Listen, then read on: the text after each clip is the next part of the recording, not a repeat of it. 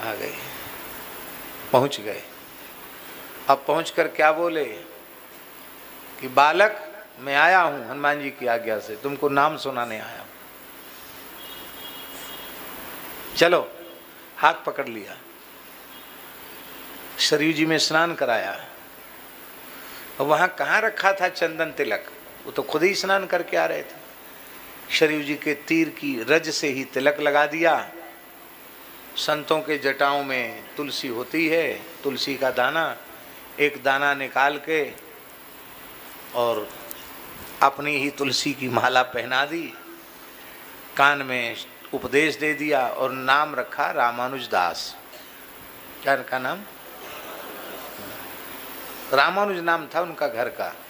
बोले भगवत संबंधी नाम है, लक्ष्मण दास कहो, रामानुज दास कहो, एक ही बात है, रामानुज दास नाम रखा। परमहंस श्री स्वामी रामानुज दास जी सिद्ध पुरुष हुए। अद्भुत अद्भुत जीवन चरित्र हैं उनके।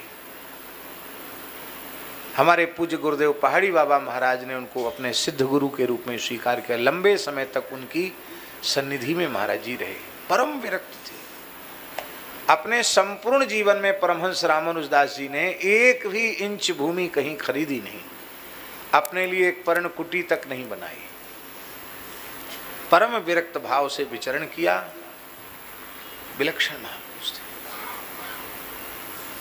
आप कहेंगे बात आप क्यों सुना रहे हैं? हम इसलिए सुना रहे हैं कि तीव्र लगन हो तो पथ प्रदर्शक संत को, गुरु को खोजने नहीं जाना पड़ेगा, गुरुजी खोजते हुए चले आएंगे। इसलिए बात सुनाई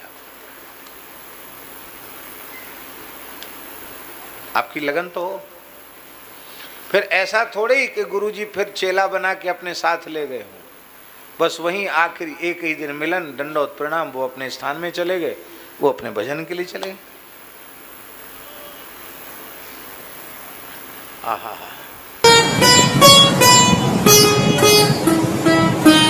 श्री सीताराम प्रतिदिन सत्संग एवं दर्शन के लिए श्री महाराज जी के ऑफिशियल चैनल को जरूर सब्सक्राइब करें।